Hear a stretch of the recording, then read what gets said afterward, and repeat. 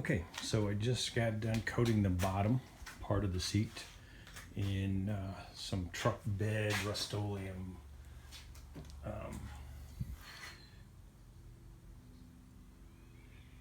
it'll keep it safe from rusting out.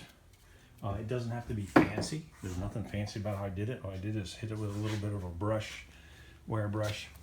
Even not that great, but I just wanted to get that coated up a little bit, protect a little more from rusting.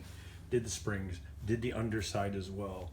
It's going to sit here and dry a little bit. I'm probably going to do the back of the seat here in a second or two, and then let them dry. And then I'm going to start going ahead and putting on the upholstery. I don't know how far I'll get today, so this will probably be several parts, but I want to at least get the bottom done today. It's just going to be like 103 today in Arizona, so box of cushions down below, they all look good. The upholstery is going to need a little modification, which is kind of normal. For the back part, it's not zipped or hooked with plastic, it just got some Velcro on it, and it's going to need a cut for the seat button release, and again, it does not have the wires in it, so I'm going to reuse the wires I saved.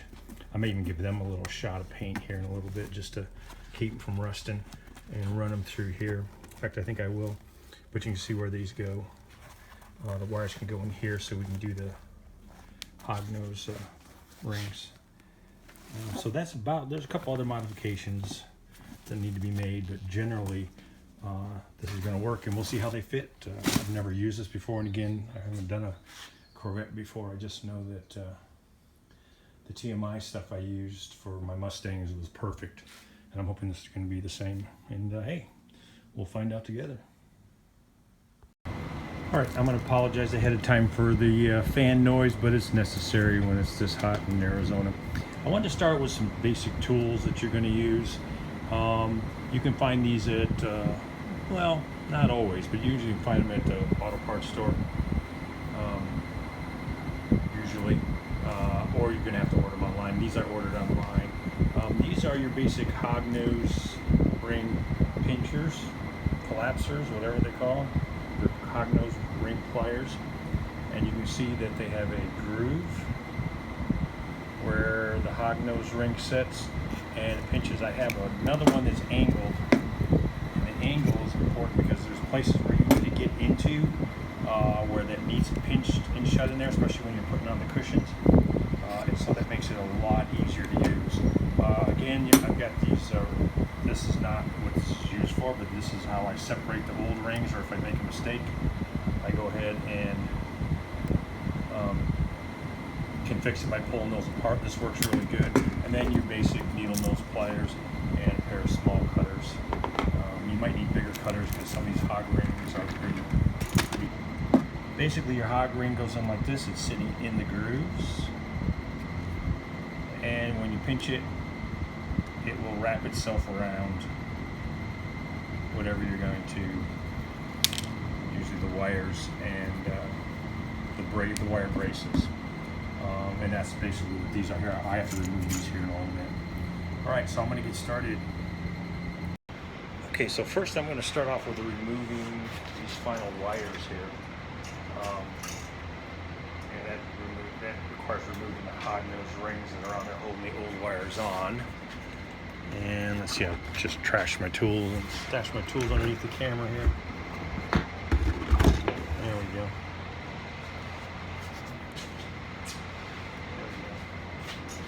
Alright, so now these are on there pretty tight, and I don't know that this is going to have enough space to work. And of course, these are done probably by machine. And these are round, so they're not exactly hognose rings. But looks like I'm going to be able to get a lot of there with this. Now I got my needle nose here.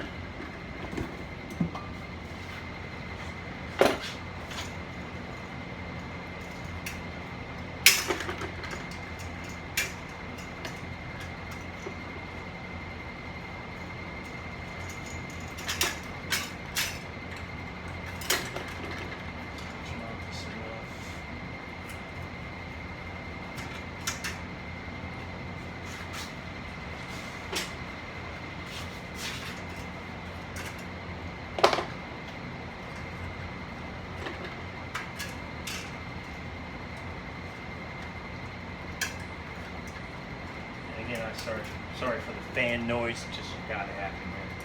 Hopefully I'm talking loud enough so you can hear me over it. If not, I'll have to dub it in a little bit.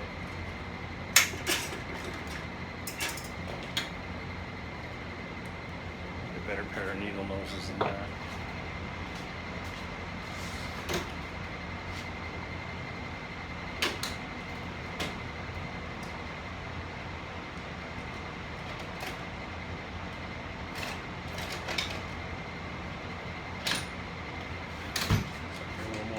Bus, I think.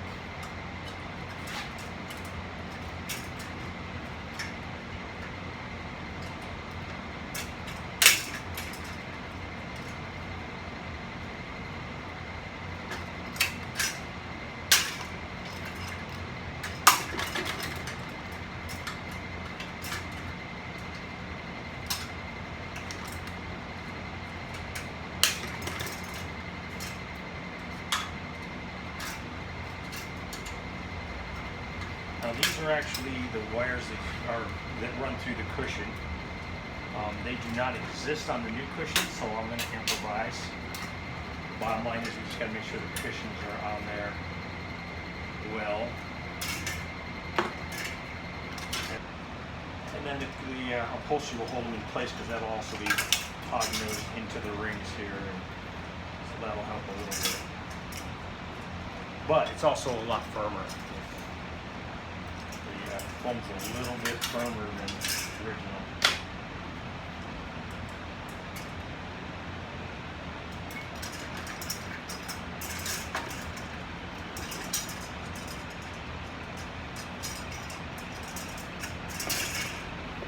Now I got the ring out, I got enough room to use my spreaders here.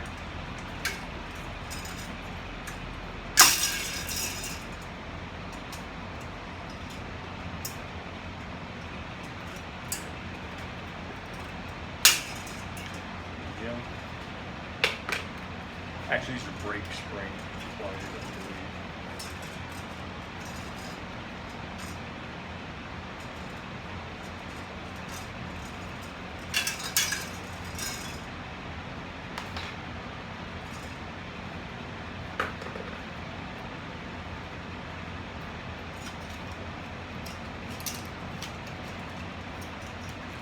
All right, so we've got all the wires off.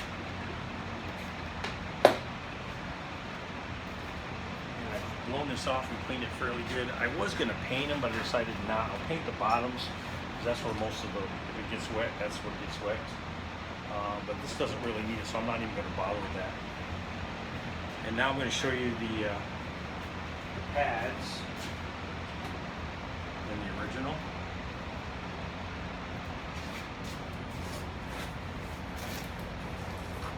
It comes with several pieces. Number one is the regular back. And that just kind of goes on like this, and we'll hog nose that in here in a little bit. And then this is the back side, which accommodates it's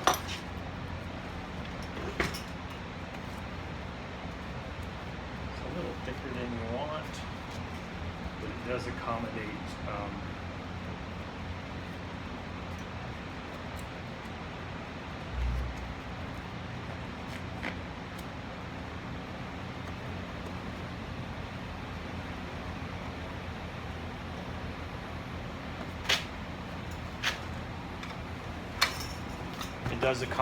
the opening. Looks like that might need a little bit more trimming, but I think I'll leave it, give some pressure in there. And then you can see here are actual, I don't know if you can see that.